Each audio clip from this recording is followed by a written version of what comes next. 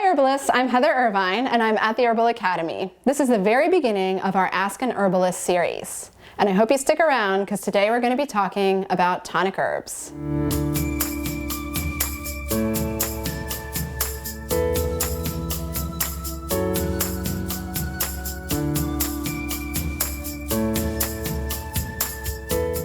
So what is a tonic anyway? So this is a term that has a lot of different definitions and nuanced meanings.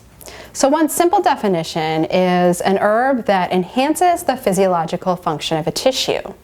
And so you might be thinking that these are herbs that generally promote well-being. That's definitely true. We sometimes use words like nourish or restore with respect to tonics as well.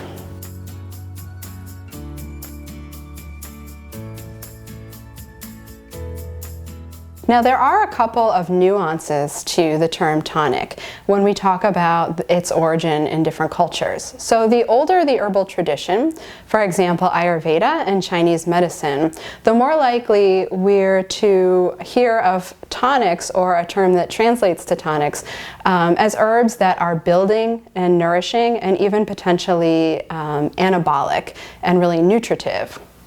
So for example, with traditional Chinese medicine, we might think of Rehmannia or licorice, things that are potentially roots or maybe barks that are kind of starchy, have some caloric and nutritive value, and potentially help build the body.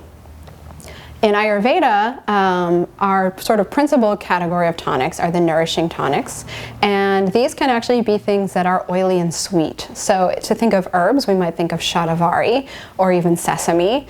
We have a lot of seeds and oily things, so flax as well could be counted, coconut oil, and even ghee and honey and dried fruits are considered tonics in Ayurveda. Now, to contrast this in Western herbalism, which is a much newer kind of modality, which is sort of a combination of different philosophies and made more to suit a modern population, we have a lot of herbs that we call tonics that have a little bit more of a function in promoting elimination or even reducing. So things like diuretics, or a term that we use called alteratives, which are sometimes called blood purifiers. So you see a little bit of a nuanced contrast in different ways that the term tonic is used. So you might be thinking that tonics refer to herbs that are generally safe, and are they safe for all people all the time? So most of the time we use this term, yes, we're referring to things that we would consider more safe or on the safer spectrum of the continuum. You definitely want to make sure you have an understanding of any herb before you use it or before you even are teaching others about it. Every once in a while, someone or some book or resource might use the term tonic to refer to an herb that's actually kind of a lower dose herb. So you want to be really careful that you have an understanding of that herb and see what its use is from a couple of different sources. At the Herbal Academy, we use something called a safety continuum scale as a teaching tool.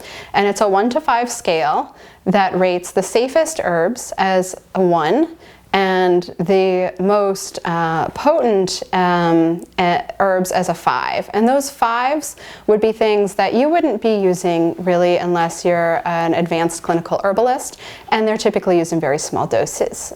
So I encourage you to take a look at our continuum scale. Tonics fall in categories 1 through 3. And the tool is actually really relevant to the topic because we've actually named groups 1 to 3, relative to different types of tonics. So what about the reference of tonics to different systems? You may have heard of a respiratory tonic or a liver tonic. So that's just another way that this term can be used.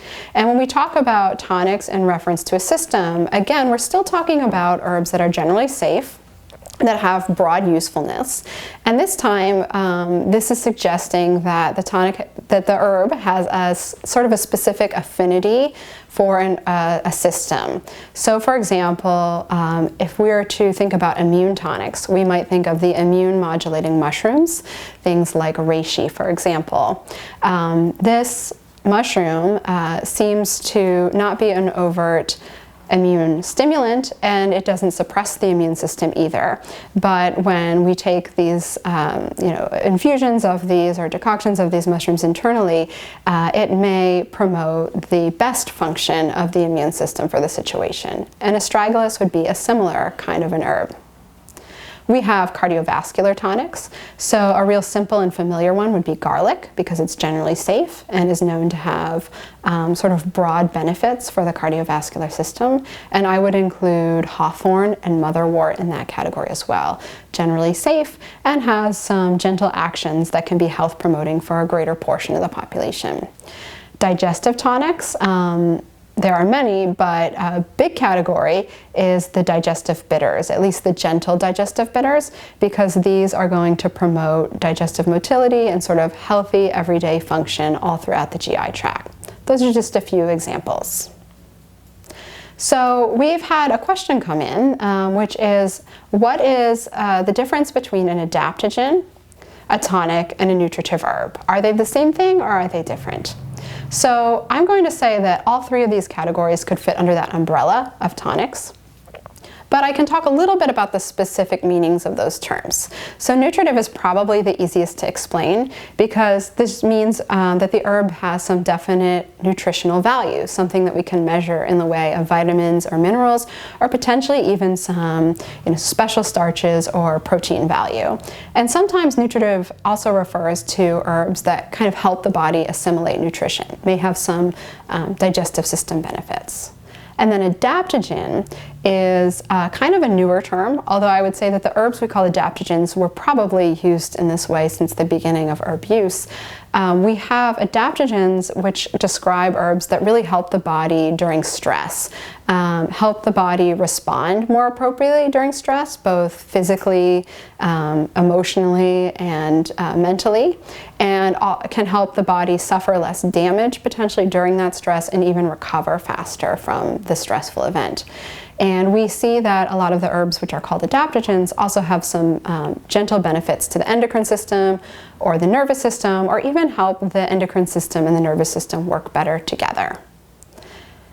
There are a couple other terms that I didn't mention yet that can be sort of included under that umbrella of tonics. So we've mentioned adaptogen, but also alterative. That describes that kind of eliminative promoting function.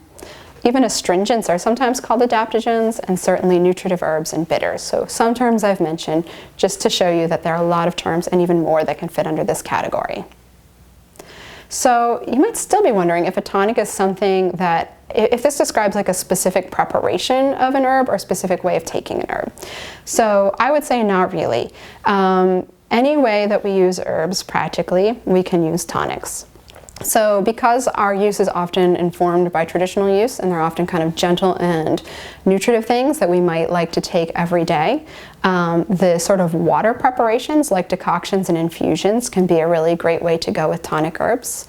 And we see some tonics, if we're talking about nutritives that are mineral rich, we might use a bitter, or we might use a vinegar.